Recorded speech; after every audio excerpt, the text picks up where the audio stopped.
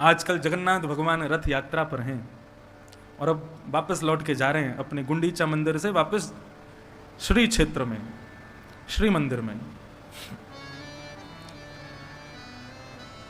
तो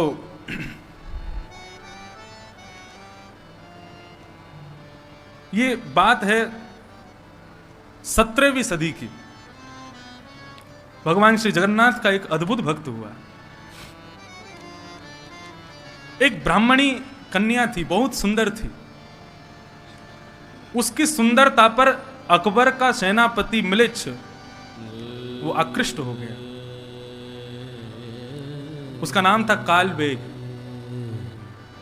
उस ब्राह्मणी कन्या का हरण करके, बहुत ध्यान से सुनिएगा सब लोग इस कथा को, कालबेग ने उस ब्राह्मणी कन्या का हरण कर लिया और हरण करके ले गया और उस ब्राह्मणी कन्या का गर्भाधान कर दिया। उस कन्या ने विचार किया कि मैं समुद्र में कूद करके अपने प्राणों का परित्याग कर दूं, लेकिन मन में विचार करती है कि मेरे गर्भ में भले ही पिता कोई भी हो लेकिन मेरा बालक है। मेरे साथ जो कुछ भी मेरे जीवन में हुआ मैं उसको भूल जाऊं, लेकिन मैं एक बालक को भगवान का परम भक्त बनाऊं। ये भावना उसके हृदय में आई और तब उस ब्राह्मणी कन्या ने एक बालक को जन्म दिया। हठ पूर्वक उसके पिता ने, अपना नाम था कालबेग तो उसका नाम रख दिया सालबेग। सालबेग सालबेग बचपन से ही अपनी मैया से श्री जगन्नाथ जी की मंगलमयी कथाओं को श्रवण करता था। श्री जगन्नाथ जी की रथ यात्रा कैसे होती है, जगन्नाथ जी का भात कैसे बनता है, जगन्नाथ जी का रूप कैसा, बलभद्र सुभद्रा कैसे हैं, ये सब अपनी मैया से सुनता था। धीरे धीरे सालबेग बड़ा हो गया। एक दिन सालबेग अपने घर की छत पर बैठा था, तभी वो देखता है कि अड़ोस पड़ोस के लोग सामान बांध करके बैलगाड़ियों में बैठ करके और जा रहे हैं। उसने अपनी माँ से पूछा, माँ ये सब लोग कहाँ जा रहे हैं? तब उसकी माँ ने बताया, बोले बेटा ये सब लोग श्री जगन्नाथपुरी जा रहे हैं, जगन्नाथ भगवान की रथ यात्रा में जा रहे हैं।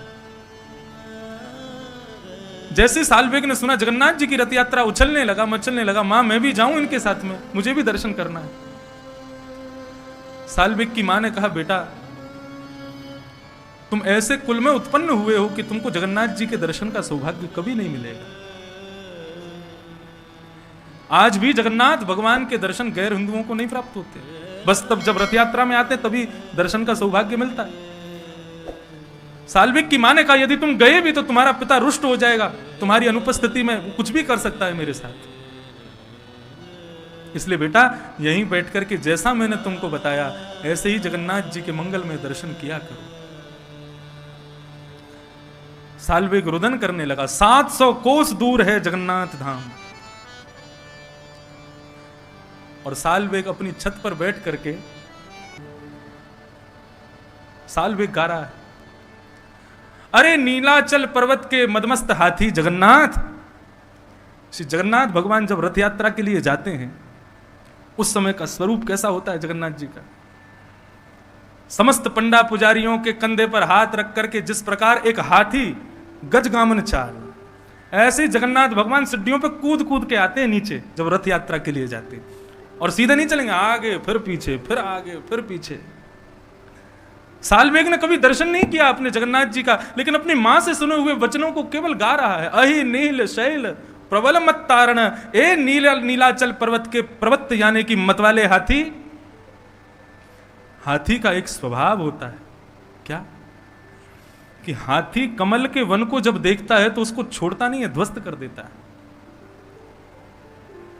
सालबेग जगन्नाथ भगवान से कह रहा है, मुवार तनलनी वन कूक दशन। मैंने पूर्व जन्म के कोई पाप किए होंगे जगन्नाथ भगवान, जो मैं आपके दर्शन का अधिकारी नहीं हूं, तो आप आकर के मेरे उन पाप रूपी कमल की बगीचे को आकर के ध्वस्त कर दीजिए और मुझे अपना दर्शन कराइए हे जगन्नाथ जी। सालबेग जब ये स्तुति गा रहा था, श्री जगन्नाथ भगवान श्री मंदिर से उतर करके रथ की ओर प्रस्थान कर रहे थे और जैसे ही रथ में जाकर के आरूढ़ हुए, वहां ठाकुर जी को करोड़ों भक्त नहीं दिख रहे हैं, केवल सालबेग की मंगलमयी स्तुति सुनाई दे रही है। एक म्लिच्छ मुस्लिम बालक है सालबेग। बलभद्र जी का रथ चल पड़ा, सुभद्रा का रथ चल पड़ा, करोड़ों की तादाद में भीड़ आ गई। जगन्नाथ भगवान के रथ को चारों ओर से घेर लिया। बड़े बड़े मदमस्त लोगों ने आकर के जैसे ही जगन्नाथ जी के रथ को खींचना शुरू किया, सुबह से शाम हो गई लेकिन जगन्नाथ जी का रथ हिला नहीं वहां से। जगन्नाथपुरी का राजा आया, राजा ने आकर के भात भोग लगाया, रसगुल्ला भोग लगाया, ठाकुर जी के चरणों में बार बार प्रणाम कर रहे हैं, प्रभु हमसे कोई अपराध हो गया, आपका रथ आगे क्यों नहीं बढ़ रहा है? जहां तक दृष्टि पड़ रही है लोग खड़े हैं जगन्नाथ जी के रथ के आगे बढ़ने की प्रतीक्षा कर रहे हैं। राजा ध्यानस्थ होकर के बैठा, जगन्नाथ भगवान उसके स्वप्न में प्रकट हो गए और कहा, बोले आज मेरे रथ को खींचने के लिए एक भी व्यक्ति जगन्नाथपुरी में क्यों नहीं आया? राजा कहता है, प्रभु अपने नेत्र, विशाल नेत्रों को खोल के देखिए, जहां तक आप देखेंगे समुद्र के भांति लोग ही लोग खड़े हैं रथ को खींचने के लिए, आप कैसे कह सकते हैं कि एक भी भक्त नहीं है? जगन्नाथ भगवान रुदन करने लगते हैं और कहते हैं, हे राजन, आज मुझको केवल सालवेग दिख रहा है, मुझको और कोई दिखाई नहीं दे रहा। कैसे भी करो व्यवस्था करके सालवेग को बुलवाओ, वो आकर के जब रथ में हाथ लगाएगा तभी मेरा रथ आगे बढ़ेगा। आज राजा ने 700 कोस दूर पालकी भेजी और सालवेग अपने रथ पर, अपने छत पर खड़ा खड़ा रुदन कर रहा है, जगन्नाथ भगवान की मंगलमय स्तुति गा रहा है। राजा की समस्त लोग गए और जाकर के सालवेग को पालकी में लेकर के आए। करोड़ों लोग जो जगन्नाथ जी के दर्शन के लिए आतुर बैठे थे, लेकिन अब जगन्नाथ जी को कोई नहीं देख रहा, सब सालवेग की प्रतीक्षा कर रहे हैं, भाई कौन ऐसा भक्त है जिसके लिए जगन्नाथ जी आगे नहीं बढ़ रहे। एक म्लेच्छ का बालक सालवेग जब पालकी में बैठकर के उस करोड़ों जनसंख्या के बीच में प्रकट होता है, रथ पर बैठे हुए जगन्नाथ जी का विग्रह मानो मदमस्त होकर के मचलने लग जाता है। राजा को आज्ञा करते हैं, सालवेग को लेकर के आओ और आकर के मेरे हृदय से लगा दो। सालवेग पालकी से उतरता है, रथ पर चढ़ता है, करोड़ों लोग देख रहे हैं। जिन ठाकुर के दर्शन का अधिकार म्लेच्छों को नहीं है, आज वो म्लेच्छ का बालक सालवेग भगवान को आलिंगन करने जा रहा है। जगन्नाथ भगवान का पहली बार दर्शन सालवेग करता है, मानो जगन्नाथ भगवान कहते हैं, ये भुजाएं तेरे आलिंगन के लिए ही खड़ी की है मैंने, सालवेग आ जा और मुझे अपने हृदय से लगा ले। सालवेग जाकर के जैसे ही जगन्नाथ जी को अपने हृदय से लगाता है, जगन्नाथ भगवान का रथ बिना किसी के हाथ लगाए अपने आप बढ़ने लग जाता है। इसको कहते हैं प्रपन्नता। ये भक्त का लक्षण नहीं है, ये प्रपन्नता का लक्षण है।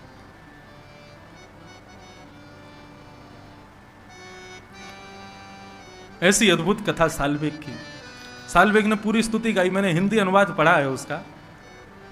इतना अद्भुत भाव है, इतना सुंदर भाव है। श्री गिरधर लाल जी का तृतीय जन्मोत्सव जगन्नाथपुरी में होगा तो ये उड़िया भाषा का सालवेग का गीत पूरा गाएंगे और पूरे का भाव सुनेंगे वहां पर। सालवेग पर श्री जगन्नाथ जी ने कृपा की। तो गोपियां कह रही हैं, वांछन्ते यत्पादरच प्रपन्नः। बोले प्रभु आपके प्रपन्न भक्त क्या चाहते हैं आपसे?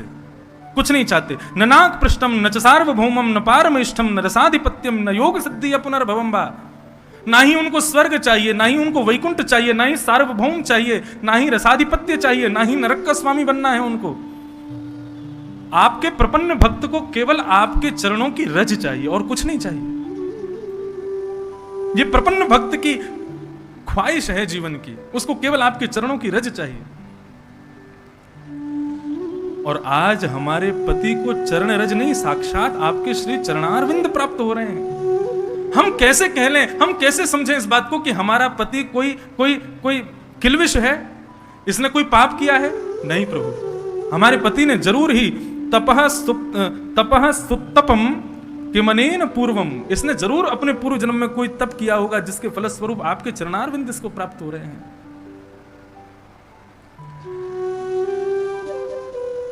तवांग्रि रेणु स्पर्शराधिकार। हमारे पति को आज आपके चरण स्पर्श, चरण रेणु स्पर्श का अधिकार प्राप्त हुआ। हमें तो उससे यह पता लगा है कि हमारा पति कोई पूर्व जन्म का बहुत बड़ा तपस्वी है, इसने कोई पाप नहीं किया है।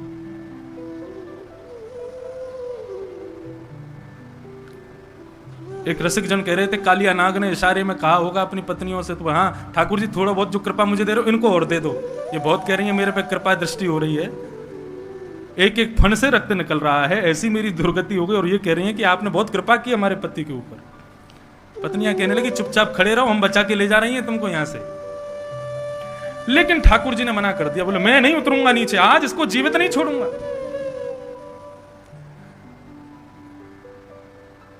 तब नाग पत्नियों ने एक युक्ति अपनाई और कहा प्रभु यदि आपके पाद प्रहार से कालिया नाग का वध हो गया ना तो जाएगी लाज तुम्हारी। कालिया नाग का कुछ नहीं बिगड़ेगा, आपका बिगड़ जाएगा। भगवान बोले मेरा कैसे बिगड़ेगा? बोले पति प्राण प्रदीयताम, हमारे पति को आप छोड़ दीजिए। क्यों? बोले यदि हमारे पति के प्राण निकल गए और कल को किसी ने पूछा, बोले भैया वो आदमी कैसे मर गया था? बोले उसके सिर पर काम मंडरा रहा था। वो कैसे मर गया? बोले उसके सिर पर काल मंडरा रहा था। वो कैसे मर गया? उसके सिर पर लोभ मंडरा रहा था। कोई पूछेगा कालिया नाग कैसे मर गया? बोले कृष्ण मंडरा रहे थे उसके सिर पर। आपकी लाज चली जाएगी यदि हमारा पति मर गया तो। तत्क्षण ठाकुर जी नीचे कूद गए। बोले नहीं फिर तो हम कालिया नाग को छोड़ देंगे।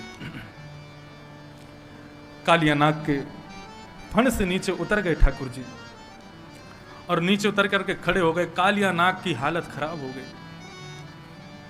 भगवान से कहने लगा अरे उतर क्यों गए, आ जाओ अभी और मारो, जान से खत्म कर दो, मार दो हमको, जीवित क्यों छोड़ रहे हो आप? कालिया नाग कहता है स्वभावो दिस्नजो नाथ लोकानां यद सद्गृह।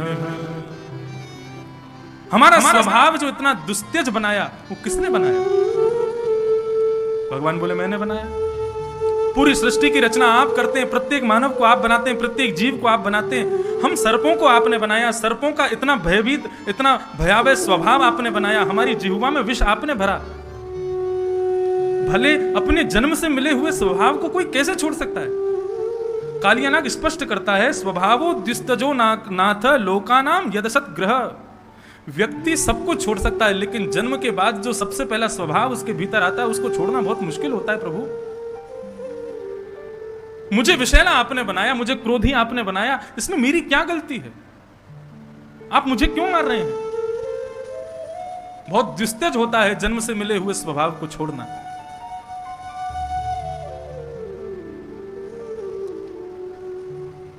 सर्पों को आपने बनाया, क्रोध आपने बनाया, विष आपने बनाया। यदि मेरी जिह्वा में अमृत भर देते तो मैं पूरी यमुना को अमृत में बना देता, लेकिन आपने विष भरा है तो विष ही तो छोड़ूंगा। मेरी क्या गलती है उसमें?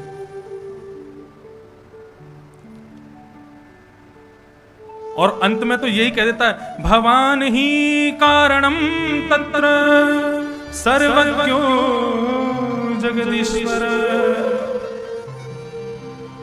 ये जो कुछ भी हो रहा है, मैंने यमुना को विषैला किया, मेरे कारण इतने सारी गाय, इतने सारे ग्वाल बाल मारे गए, इन सब में मेरा कोई दोष नहीं है। भगवान ही कारणम, आप ही कारण हो, क्योंकि आपने ही मुझे ऐसा बनाया। भगवान थोड़ी देर तो सुनते रहे और सुनते सुनते मन में विचार करने लगा भी ये कालिया नाग अपने जाल में फंसा रहा है। काली बाली बली इन तीनों के आगे भगवान हार गए। कालिया नाग कह रहा है मुझ में विष भरा, मेरी क्या गलती? बाली कहता है मुझे मेरे सामने आके मार के दिखा दे, छुपके क्यों मारा? अब बलि कहता है प्रभु आपने दो पग से तीनों लोग नाप लिए, तीसरा पग मेरे सिर पर रख दो। ठाकुर जी कुछ कर ही नहीं पाए। इन तीन भक्तों से ठाकुर जी ने अपनी हार स्वीकार की, चुप हो गए, मौन हो गए, कुछ बोले नहीं। लेकिन मुझे ऐसा लगता है ठाकुर जी ने ऊपर की ओर इशारा किया होगा, बोले ज्यादा बात मत बना, ऊपर देख। तो जैसे ही ऊपर देखा होगा कालिया नाग ने, ऊपर से शेषावतार बलराम जी खड़े होंगे। बोले भगवान से जबान लड़ाता है, भगवान से ज्यादा बोलता है। कालिया नाग ने जैसे ही देखा होगा बलराम जी को तुरंत प्रणाम किया होगा, बोले कि मैं क्या करूं, मेरा अपराध क्या है, मुझे बताइए। बोले तेरे लिए मैंने रमणक द्वीप बनाया है, फिर यहां क्या कर रहा है? चला जाए यहां से, यमुना को छोड़, यहां रहने का कोई अधिकार नहीं है तुम्हारा। द्वीपम रमणकम तुम्हारे लिए बनाया है, जाओ। ये कालिया नाग रहता क्यों है यमुना जी में? इसके विषय में कथा आती है कि भगवान के आसन श्री गरुण जी महाराज, उनका प्रिय भोजन है सर्प। कालिया नाग यहां पर कहता है कि मैं चला तो जाऊंगा लेकिन मुझे भय है, आपका जो आसन गरुण है वो मेरा वध कर देगा। भगवान बोले डरने की जरूरत नहीं है। बोले क्यों? बोले अब तू वैष्णव हो गया है, तेरे मस्तिष्क पर मेरे चरण चिन्ह अंकित हो गए हैं, अब गरुण जी तेरा कुछ नहीं बिगाड़ेंगे, तू चला जाए यहां से। गरुण जी का प्रिय भोजन सर्प। आए दिन सर्पों का भोजन करते हैं गरुण जी। सब सर्पों की मंडली ने एक दिन चिंता व्यक्त की, बोले भैया ये गरुड़ जी हम में से किसी को रोज खा जाते हैं, हम लोग कुछ कह भी नहीं पाते क्योंकि भगवान के वाहन हैं। तब सर्पों के मुखिया ने कहा, बोले भैया एक काम करो, 9 प्रकार की प्रजाति होती है सर्पों की, बोले काम करो गरुड़ जी को एक बार यहां पर भोजन पर बुलाओ और उनसे प्रार्थना करेंगे भैया इसका कोई समाधान निकालो, इस प्रकार आप तो किसी को भी खा जाओगे।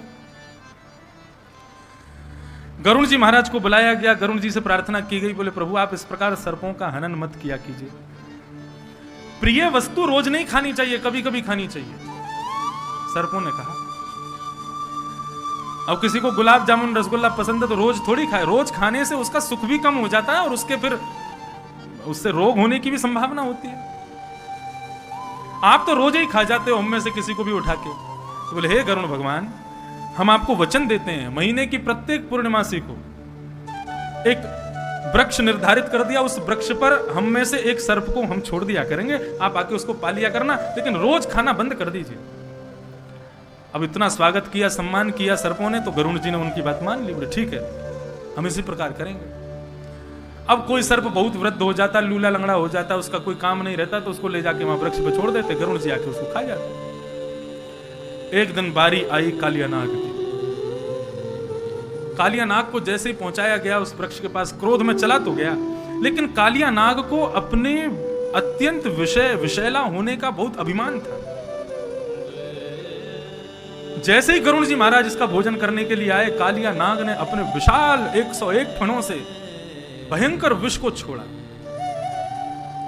गरुड़ जी महाराज बोले सूर्य को दीपक दिखाता है, अपने वाम पंख से ऐसा प्रहार किया और कालिया नाग को खाने के लिए जैसे ही दौड़े, कालिया नाग इतनी द्रुत गति से दौड़ा, दौड़ता दौड़ता दौड़ता सीधे जाकर के यमुना जी में विराजमान हो गया।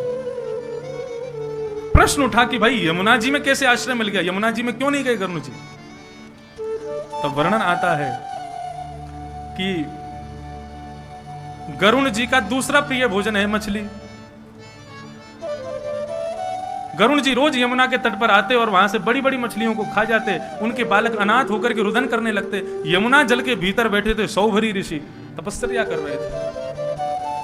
सौभरी ऋषियों ने जब देखा कि इतने सारे छोटे छोटे मछलियों के बालक रो रहे हैं, उनसे पूछा क्या कारण है? बोले हम सब अनाथ हो गए। बोले क्यों? गरुड़ जी हमारे माता पिता का भोजन कर ले रहे। सौभरी ऋषि ने गरुड़ जी को जाकर के कहा कि आइंदा से आप यमुना जल में आकर के इन मत्स्यों को खाना बंद कीजिए, आप मत खाया कीजिए। गरुड़ जी बोले मेरा प्रिय भोजन मैं कैसे छोड़ सकता हूं? क्रोध में भर करके सौभरी ऋषि ने शाप दे दिया। बोले मैं शाप देता हूं, यदि आपने कभी यमुना जी में आकर के यहाँ के मत्स्य को, मछली को उठा करके खाने की कोशिश की, तत्क्षण आपके प्राण निकल जाएंगे। तब से गरुड़ जी ने ये निर्णय कर लिया कि कहीं भी जाएंगे लेकिन यमुना के पास आते ही नहीं, क्योंकि आएंगे तो फिर खाने की इच्छा होगी। इसलिए कालिया नाग आकर के यमुना जी में छिप करके बैठा था। आज भगवान ने कहा कि चले जाओ रमण द्वीप में जाकर के रहो, यहां तुम्हारा कोई काम नहीं है। कालिया नाग ने अपने समस्त परिवार के साथ ठाकुर जी के चरणों में प्रणाम किया और प्रणाम करता हुआ भगवान का कीर्तन करते करते वहां से प्रस्थान करने लगा। जैसे ही ठाकुर जी बाहर आए, समस्त ब्रजवासियों ने जाकर के ठाकुर जी को अपने हृदय से लगा लिया। कभी कोई गोपी हृदय से लगावे, यशोदा तो छोड़े ही नहीं रही है। एक बड़े रसिक संत हैं, वे ऐसा वर्णन कर रहे थे कि जैसे ही ठाकुर जी कालिया नाग को मार करके बाहर आए तो सब ब्रजवासी देख रहे थे ऊपर से क्या क्या लीला चल रही है। जैसे ही ठाकुर जी कालिया नाग को मार के बाहर आए तो कई लोगों ने ठाकुर जी को प्रणाम किया। ब्रजवासियों में प्रभुता देख करके ठाकुर जी को अच्छा नहीं लगा और ठाकुर जी बाहर निकल करके यशोदा मैया के अंक में जाकर के लिपट गए और रोने लगे। बोले मैया मुझको या कालिया नाग ने बहुत परेशान किया, मुझको बहुत दर्द है रहे हो, पूरे अंग अंग में दर्द है रहे हो है। यशोदा मैया बोली मेरे लाला को दर्द कैसे दूर होएगो? तो ठाकुर जी बोले मोकू अबई अपनो दूध पिवा तबई मेरो दर्द दूर होएगो। समस्त ब्रजवासियों के भीतर जो ठाकुर जी के प्रति प्रभुता जगी थी उसको दूर करने के लिए ठाकुर जी बालकों की तरह लीला करने लगे और यशोदा मैया के पयोधर से लिपट करके दुग्ध पान करने लगे।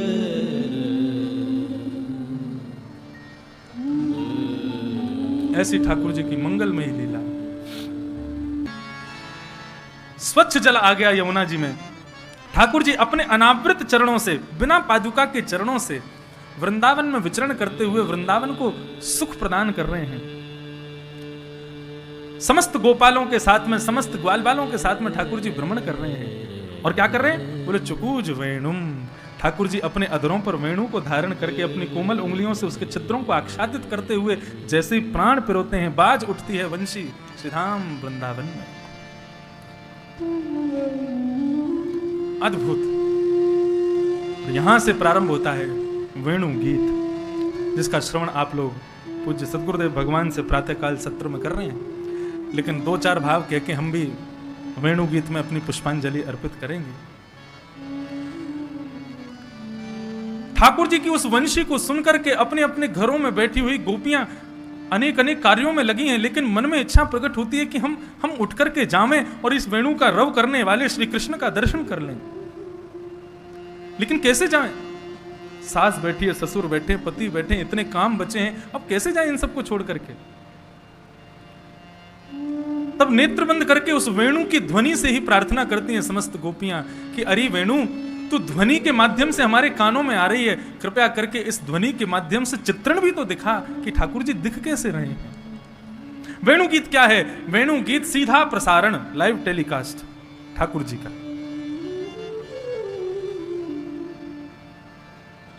और जैसे ही वेणु से प्रार्थना करती हैं, वेणु कर्ण रंध्र में प्रवेश करती है और ठाकुर जी के मंगलमय रूप का दर्शन कराती है। गोपियां दर्शन कर रही हैं, कैसे लग रहे हैं ठाकुर जी? कि बरहा पीडम नटवर वपु कर्णयो कर्णकारं विभ्रदवासः कनक कपिसं वैजयन्तीं च मालां किरन्ध्रान् वेणुवधर सुधया पूरयन् गोपवृन्दये वृंदारण्यं स्वपदरमणं प्राविशश गीतकीर्ति। भोपाली कैसे लग रहे हैं ठाकुर जी? बरहा पीडम नटवर वपु कर्णयो कर्णकारम। बरहा कहते हैं मोर पंख का आपीड़ यानी कि मुकुट जिन्होंने पहना है, लेकिन इसका दूसरा भाव सुनिए। बरहा पीडम यानी कि ब्रह्मा आपीडम, ऐसा स्वरूप है ठाकुर जी का कि चार मुख वाले ब्रह्मा भी उनके मुख को देख करके, उनकी कांति को देख करके, उनके स्वरूप को देख करके चिंतित हो रहे हैं। क्यों? ब्रह्मा सोच रहे हैं ऐसा स्वरूप मेरा क्यों नहीं है? इतने सुंदर ठाकुर जी हैं, इनको समस्त गोपांगनाएं देखती हैं, सारे ग्वाल बाल देखते हैं। हमारे पास में चार चार मुख हैं, एक भी सुंदर नहीं है। तो ब्रह्मा भी जिस मुखमंडल को देख करके पीड़ा में आ जाए, दुखी हो जाए, ऐसा ठाकुर जी का मुखमंडल है। और नटवर वपु, नटों में वर जो श्रेष्ठ हैं, लेकिन दूसरा भाव कहते हैं नटवर कौन है? नटवर है श्री शिव, भगवान शिव, जिनके रूप माधुरी को देख करके उनके श्री चरणों में प्रणाम करते हैं। ब्रह्मादिक शिवादिक भी जिनके रूप माधुरी पर इतने मोहित रहते हैं, मुह्यति यत्सूरयः, इतने प्रभावित रहते हैं, ऐसा ठाकुर जी का मुखमंडल है। मतलब श्री शुकाचार्य जी महाराज बताना चाह रहे हैं कि परीक्षित, ये साधारण कृष्ण का स्वरूप नहीं है वेणु गीत में। ऐसा स्वरूप है कि जिस स्वरूप को देख करके ब्रह्मा आदि शिव आदि देवता भी पछाड़ खा खा करके गिर रहे हैं, देख ही नहीं पा रहे, इतने सुंदर ठाकुर जी लग रहे हैं। नटवर वपु कर्णयो कर्णकारम, कान तो दो हैं लेकिन कुंडल एक ही पहना है ठाकुर जी ने। क्यों? चंचल स्वभाव है ठाकुर जी का। एक कान में कुंडल है बस, दूसरे में नहीं है।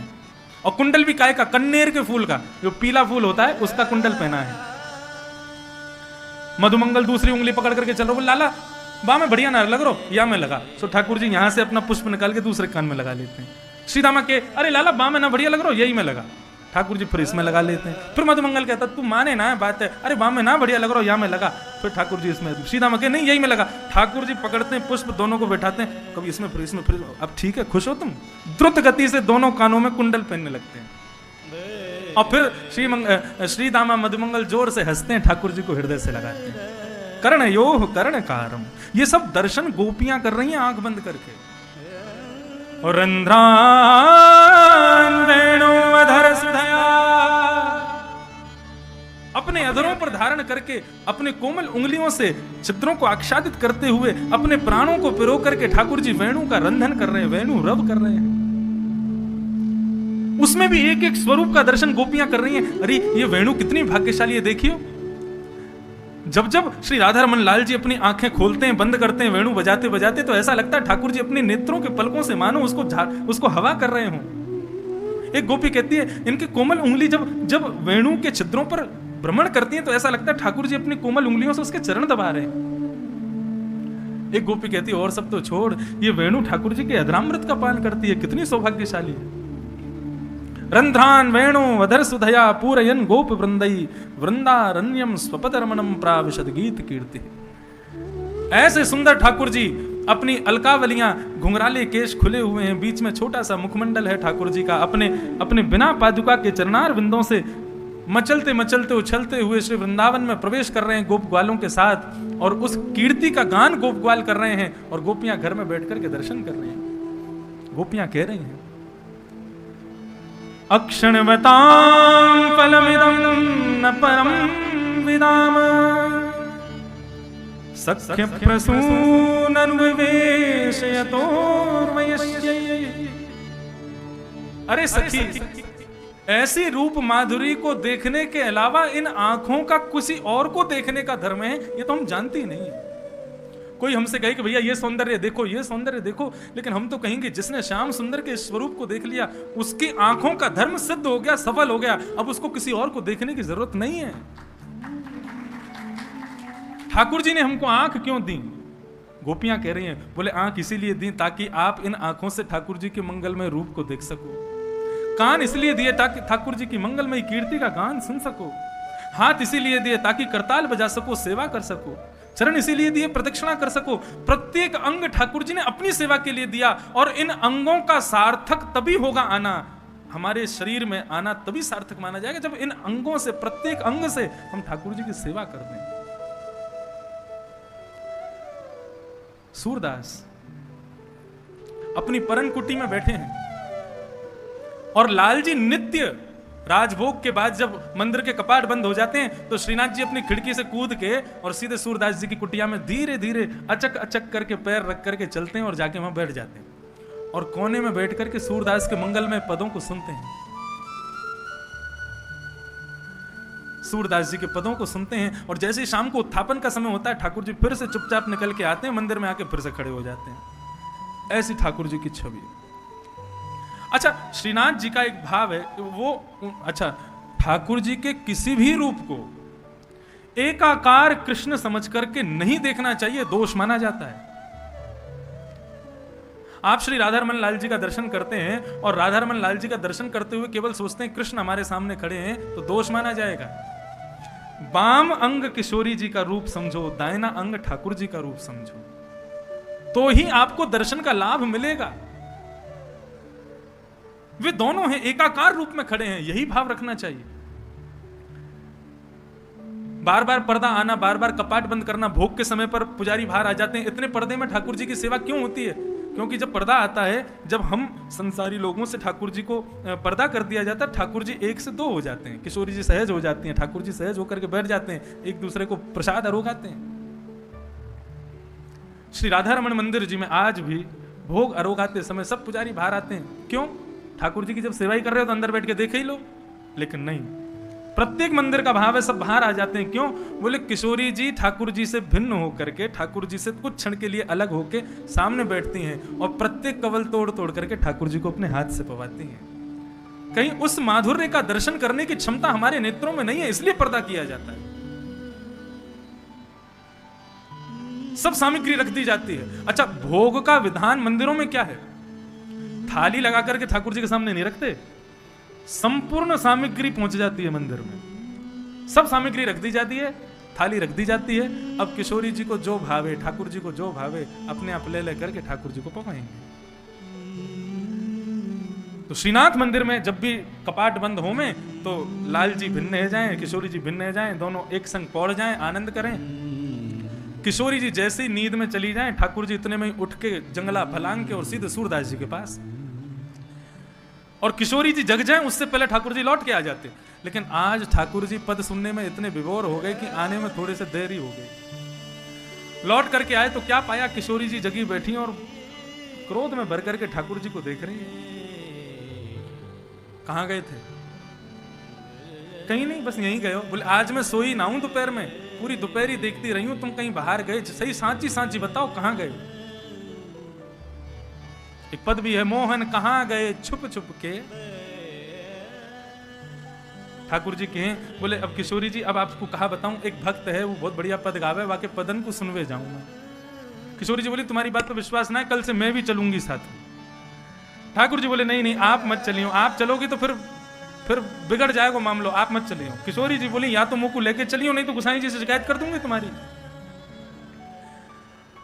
ठाकुर जी बोले ठीक है ले चलेंगे, लेकिन गोसाई जी से कछु मत कहिए। दूसरे दिन राजभोग के बाद में ठाकुर जी किशोरी जी दोनों जैसे ही सहज हुए, ठाकुर जी बोले हम फिर से कह रहे हैं आप यहीं डटो, हम अभी पूरी लीला करके अभी आ जाएंगे। किशोरी जी बोली लेके चलो, नहीं तो गोसाई जी से शिकायत कर दूंगी।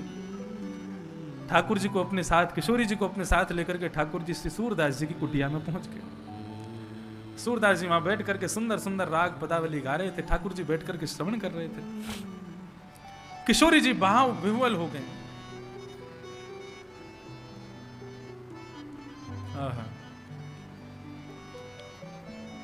सूरदास जी जैसे ही उठ करके वहां से जाने लगे, ठाकुर जी बोले चलो चलो श्यामा जी अब हम वापस मंदिर को चलें। किशोरी जी बोली इनके पास नेत्र नहीं है, लाठी से चल करके जा रहे हैं, कहीं गिर गए तो?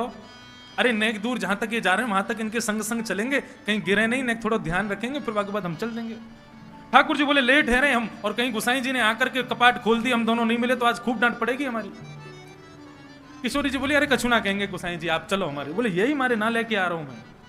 अरे भक्त की सेवा को दूर से दर्शन करो, जाके मंदिर में अपनी प्रभुता से आनंद करो, इतना ज्यादा सहज है कि कहा जरूरत है। लेकिन किशोरी जी तो कृपा निधान है ना, कृपालु है। श्रीमद् भागवत में ये कह दिया गया, यमुना जी कहती हैं कि तस्य दास्य प्रभावेण विरहोस्मान न संस्पृशेत। किशोरी जी के दासत्व ग्रहण करने का यह प्रभाव है कि विरह नहीं होता, फिर कृपालु है, करुणा निधान है। सूरदास जी के पीछे पीछे चलने लगे, तभी आगे एक गड्ढा था, उसमें सूरदास जी गिरने ही वाले थे। किशोरी जी दौड़ी पकड़ने के लिए, ठाकुर जी ने हाथ पकड़ दिया, बोले बिल्कुल ये गलती मत करना, बाबा ने यदि पकड़ लियो तो फिर मंदिर नहीं पहुंच पाएंगे।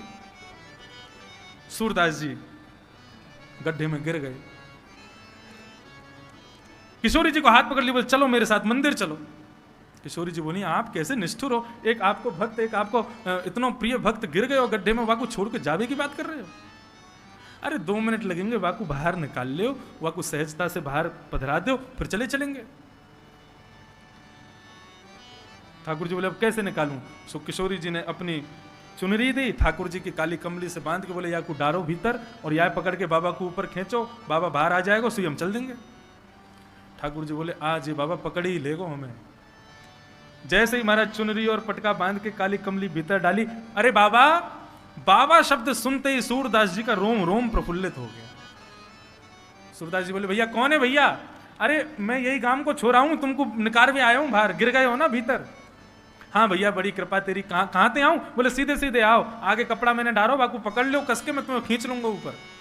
जैसे ही ठाकुर जी की कमली पकड़ करके और सूरदास जी ने पकड़ा तो इत्र की सुगंधी सूरदास जी को आ गई। और ये वही इत्र है जो आज सुबह राजभोग में गोसाई जी ने हमको दिया था। सूरदास जी समझ गए कि कोई हो ना हो, साक्षात लाल जी ही पधारे हैं।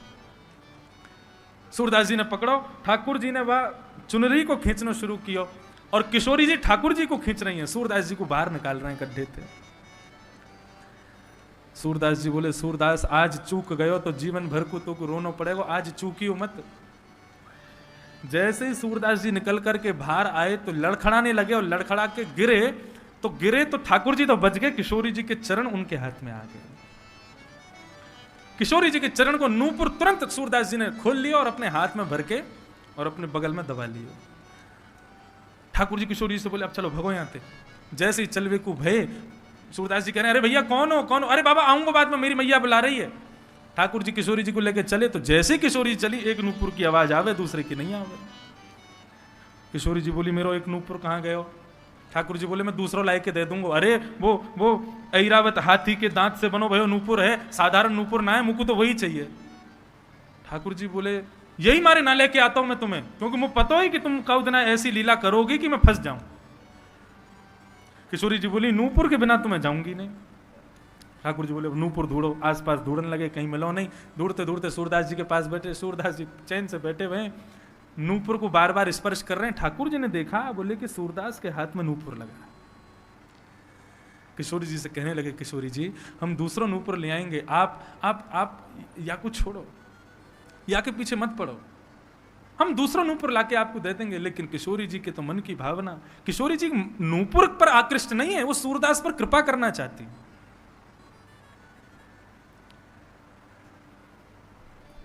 बाबा सूरदास जी बोले हाँ भैया, अरे मैं अभी आपको निकाल रहा हूं ना गड्ढा में। तो बोले हाँ वही बालक हूं। बोले अच्छा कहा करूं भैया? बोले वो आपके हाथ में एक नूपुर लगा हुआ, नूपुर को हमें वापस पधराए दो। सूरदास जी बोले ये नूपुर तुम्हारो है, मैं कैसे जानूं? बोले अरे अभी अभी तो आपने मेरे संग में मेरी सखी आई, वाके पामन से ये नूपुर खोल लियो, वही नूपुर तो है। सूरदास जी बोले कि कहीं कोई और आयो और वाने आकर के कहीं मेरो नूपुर हो तो मुझे कैसे पता चलेगी आपको कि कोई और को है? ठाकुर जी बोले तो कैसे पता लगेगी आपको कि ये नूपुर हमारा हो? बोले दूसरा नूपुर आपके पास ही होगा, वाकू दिखाओ, हम वह नूपुर को देख लेंगे तो आपको ये नूपुर वापस कर देंगे।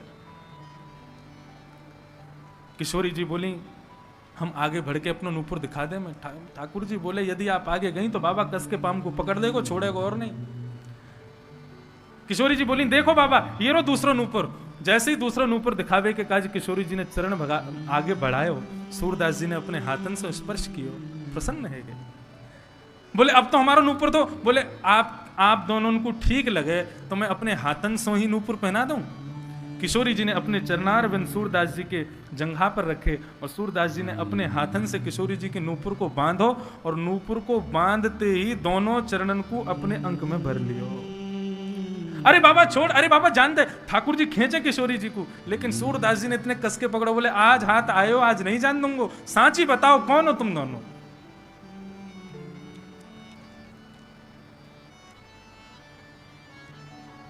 ठाकुर जी किशोरी जी एक दूसरे के मुखमंडल की ओर देखें, दोनों उनके नेत्र सजल है गए। बोले बाबा ने निरंतर हमारी सेवा करी है पद गा के, आज याकू दर्शन करा दे में। किशोरी जी ने जैसे ही सूरदास जी के नेत्रों पर अपने हाथ फेरे, बोले बाबा नेत्र खोल करके देखो। जैसे ही सूरदास जी ने नेत्र खोले तो सामने तप्त कांचन गौरांगी श्री किशोरी जी खड़ी हैं और सांवरे सलोने त्रिभंग ललित श्री राधा रमण जी खड़े हुए हैं।